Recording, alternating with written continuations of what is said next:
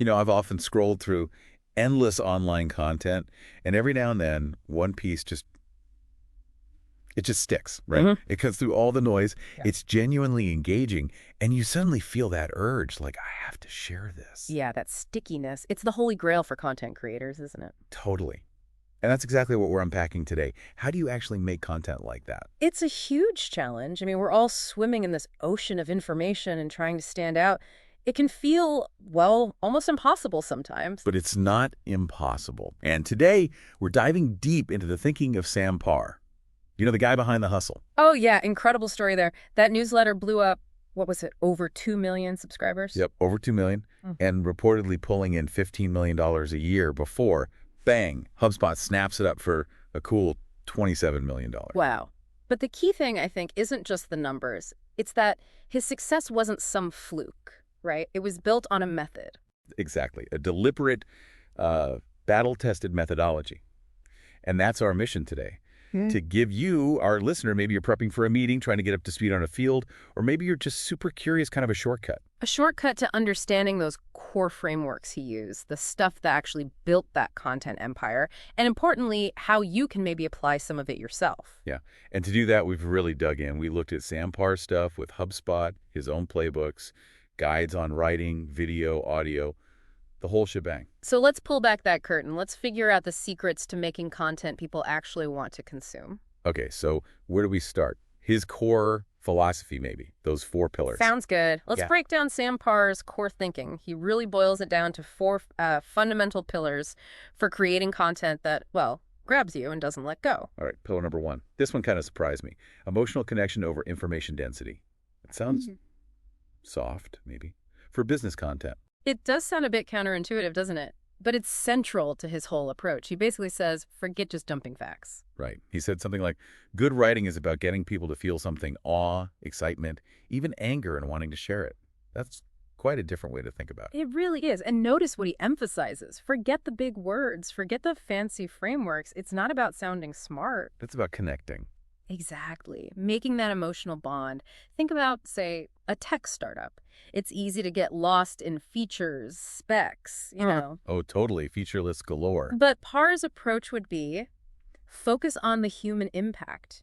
How does this tech actually change someone's life, solve a real problem, make them feel that relief or excitement or whatever it is? And that's what makes them want to share it, not the specs. Precisely. That feeling. Okay, so emotion is king. But how do you make sure that emotional message actually, lands, especially with complex stuff? Yeah. Does he just simplify everything? Good question. That brings us right to pillar number 2, strategic simplicity and accessibility. The goal here is crystal clear. Make complex ideas super easy to understand and act on, like immediately. Right. He even talks about aiming for a 7th to 8th grade reading level. Whoa, okay.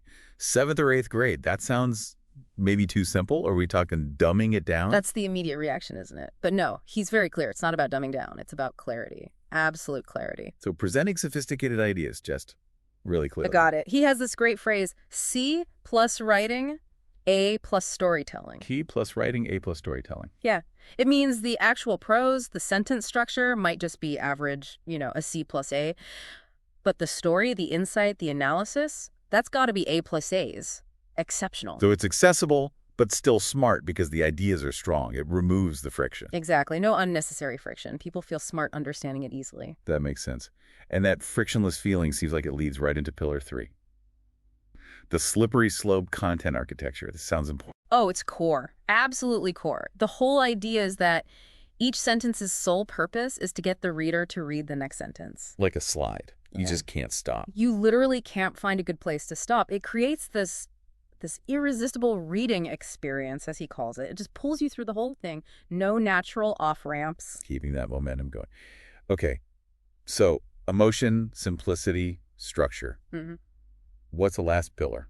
Pillar 4 is what holds it all together, really. Research-driven topic selection and development. So it's not just about how you write, but what you choose to write about in the first place. Precisely. This isn't about gut feelings or just writing what you find interesting. It starts with systematic research. Finding topics that actually resonate with your audience. And crucially, that also support your business goals. It has to do both. He even created a framework, the signal wheel, to find these market gaps. Signal wheel. What's that about? It's about turning, as he puts it, curiosity into cash, seeing the internet as this giant opportunity map. You dig around, look for signals. Like what kind of signals? He gives this example of finding, like, millennial succulent trends buried deep in some obscure flower company report, stuff nobody else is seeing.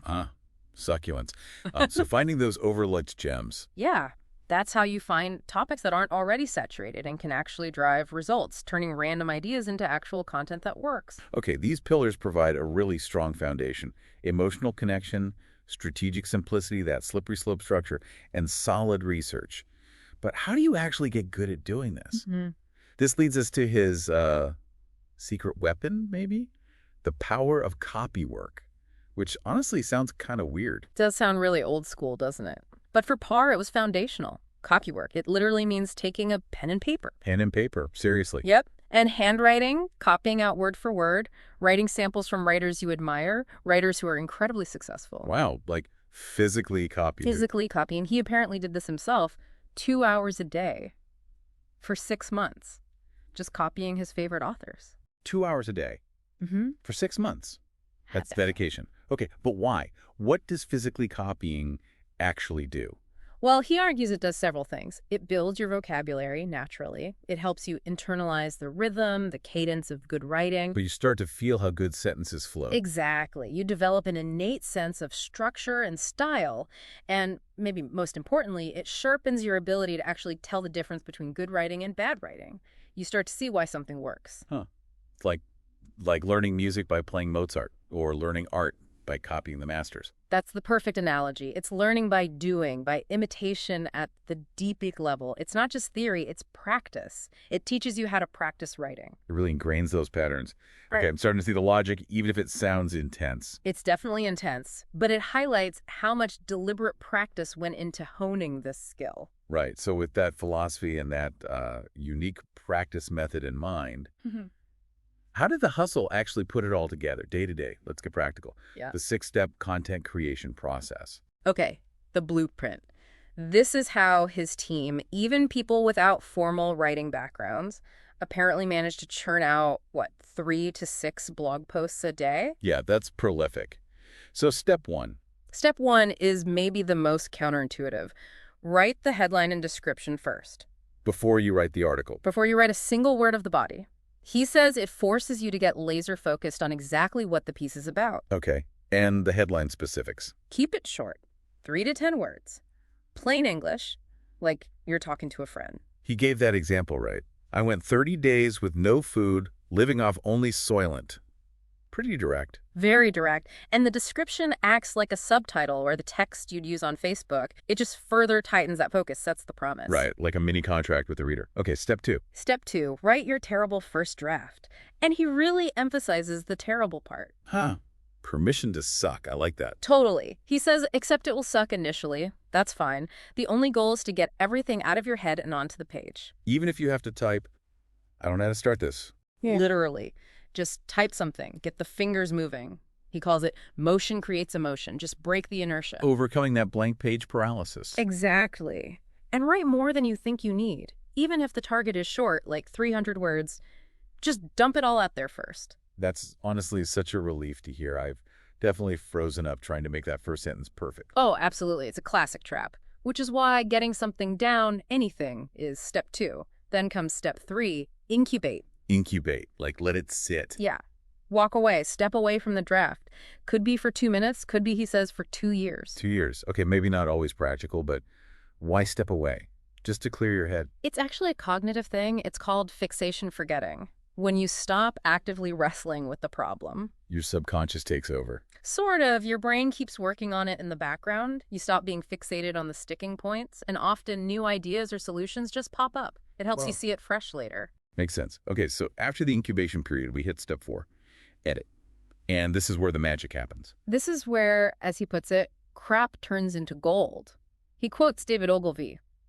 I'm a lousy copywriter, but I'm a good editor. Editing is everything. So what does that involve? Just fixing typos? Oh, much more than that. First, ruthless cutting. Be brutal. Cut every single useless word, every useless sentence. Every single word must be necessary. That's the mantra. He often suggests chopping the first 25% and the last 25% of a draft. The warm-up and the wind-down often aren't needed. Wow, chopping half the draft, potentially? If it tightens the message, yes. Don't use 1,500 words if 500 tells the story better. Extra words just dilute the impact. Precision is key. Okay, ruthless cutting. What else in the editing stage? That first sentence. Yes. The punch-in-the-face first sentence. It absolutely has to grab the reader immediately, cut through the noise. That's the slippery slope in practice again, right? That first sentence exists only to get them to the second. Exactly. Use a personal story, a surprising stat, a provocative question, a hint of what's coming. Anything to hook them instantly and pull them down the slope. And maintain that simplicity and style we talked about earlier. Definitely. Keep aiming for that 7th to 8th grade reading level. Use tools like the Hemingway app to check yourself. Short sentences, short paragraphs. Yes. Paragraphs, ideally 2 to 4 sentences long. Sentences under 25 words if possible. Think about Warren Buffett writing about complex insurance stuff, but averaging only 13 words per sentence. That's amazing. It shows clarity isn't about topic, it's about technique. What about adverbs, those Italy words? Avoid adverbs. He argues they often weaken the verb they modify. If you need an adverb, maybe you need a stronger verb. Like Stephen King said, the road to hell is paved with adverbs. Exactly. Let the verbs and nouns do the heavy lifting. Okay, so after all that editing, step 5 is... Let me guess. Back to the headline. You got it. Go back to your headline. Again. Yes. Because now you really know what the piece is about after editing. And because what, 90% of people only read the headline anyway? That's the stat he uses. So the headline is disproportionately important. His advice. Write 25 different versions. 25. 25. Then test them. Ask friends, colleagues, which one would you click on? Get real feedback. That quote of his really sticks. When you have your headline written, you have spent 90 cents out of your dollar. It really puts it in perspective, doesn't it? All that effort just for the headline. Okay, so headline nailed. What's the final step? Step 6. Step 6. Pick your image. Don't treat this as an afterthought. The image is often the first thing people see. It's what stops the scroll. So not just any image, and definitely not your logo, right? Right, no logos. Make it clickable, engaging, relevant, maybe even a little intriguing. Use sites like Unsplash for great copyright-safe options. Like that image for the Soylent Post, the shirtless, gaunt-looking man. Exactly. Memorable, scroll-stopping, maybe a little weird. It worked. So that's the 6-step process. Headline first, terrible draft, incubate, edit ruthlessly, refine the headline, pick a killer image. And that systematic approach is what allowed them to produce so much quality content so consistently. It shows that process can really level the playing field. It really does. Okay, so we've talked a lot about written content, blog posts, the core of the hustle. But how do these principles translate? Especially for, say, tech startups. Yeah, great question. Because content is so crucial for tech startups, isn't it? Absolutely. It helps them compete with bigger players, builds trust over long sales cycles. Exactly. And it provides those compounding returns over time. The key here, again, is focusing on the human impact of the technology. Less jargon, more story. That C+ writing, A+ storytelling principle still applies, even for complex tech. More than ever, perhaps. Make the complex feel relatable and human. So how does this adapt across different formats? Let's start with written content blogs, case studies, white papers. These are still huge for tech, right? For depth, SEO, credibility. Definitely critical, especially for B2B tech where decisions involve a lot of research. You can totally use Parr structure here. How? Like starting a case study with a punch-in-the-face problem statement. Yeah, or a compelling customer quote. Use customer success stories as your opening hook. Show the transformation. Tell the founder's journey, the why behind the tech. Frame case studies as problem-solution narratives. Even do behind the scenes on product development. Applying that slippery slope to keep people engaged through the technical bits. You got it. Use storytelling to make the tech details relevant and interesting, not just a list of features. Okay, what about video content? Video's huge for tech, showing products, building trust with faces. And it's incredibly shareable, like 1,200% more shares than text and images combined, supposedly. Huge potential. So how do you adapt Carr's ideas for video? Well, the punch in the face becomes the first 3 seconds. What's the immediate visual or sound hook? Then think about a visual slippery slope. Each shot, each scene makes you want to see what's next. Keep the language simple, conversational. Absolutely. Tell personal stories. Focus on the emotional arc, even in a product demo. Show, don't just tell. Customer testimonials, founder stories, problem solution, visualized. It makes abstract tech feel real. And finally, audio content. Podcasts, voice articles. This feels more intimate, maybe. Definitely. Audio builds connection quickly. Great for trust building in B2B. You can explore complex tech concepts in a really conversational way. And it's great for busy people, right? Yeah. Commuting, multitasking. Exactly. Plus, audio often has a longer shelf life. For adaptation, again, start strong. Compelling intro, tease the best bits up front. Maintain that conversational friend-to-friend style. Use story structure, good rhythm and pacing, like short sentences for natural speech. Precisely. And you could even do that copywork idea for audio listen to great podcasters, maybe even transcribe parts to really internalize their rhythm and how they structure conversations. Huh. Copywork for audio. Interesting. And there are lots of formats, right? Full podcasts, audio blogs, repurposing webinars. Social audio like Clubhouse or LinkedIn audio events, voice notes. Lots of ways to leverage audio using these same core principles of clarity, story, and structure. Okay, so Parr's framework is clearly powerful and adaptable. But stepping back a bit, what are the bigger keys to making content go viral, or at least grab attention, beyond just his specific methods? Well, a lot of it comes back to those core elements of viral content. Number one is usually emotional resonance. Does it tap into something universal joy, surprise, empathy, maybe even a little outrage? Stuff that makes people feel strongly. Exactly. And relatability. Do people see themselves in the content? Does it feel like it was made just for them or like a conversation they'd have with friends? I make it feel personal. And then shareability itself. Like, is it easy to share? Does it have broad appeal? Catchy headline? Optimized for mobile? All that. Plus, does it encourage participation? Which leads to visual and interactive elements. Strong images, videos, infographics, but also things like quizzes, polls, surveys, stuff that pulls people in. Right. Things that make them stop scrolling and actually engage. So, specific strategies to stop the scroll often build on these. Compelling storytelling is huge, wrapping your message in a narrative people connect with. Using humor and entertainment. Yeah, it fits the brand. Laughter breaks down barriers, makes things shareable. Using strategic hashtags, a mix of popular and niche, maybe a branded one. What about working with others? Influencer collaborations. Can be powerful, leveraging their reach and credibility. Or tapping into user-generated content, UGC, getting your audience to create content for you. Builds community, boosts authenticity. And live content, right, Q&As, behind the scenes. Yeah, right. That real-time engagement. Exactly. But underlying all these tactics, there's a really important principle. Quality over quantity. Don't just chase trends. Right. Chasing viral moments can be exhausting and often fruitless.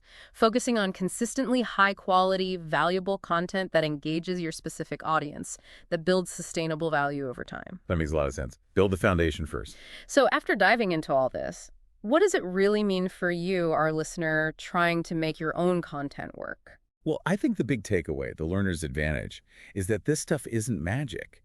It's not just for huge media companies with massive budgets. Right. These are replicable systems. They're methodical approaches that pretty much anyone can learn and apply. Whether you've got a small business, a personal project, or you just want to communicate better at work, these principles apply.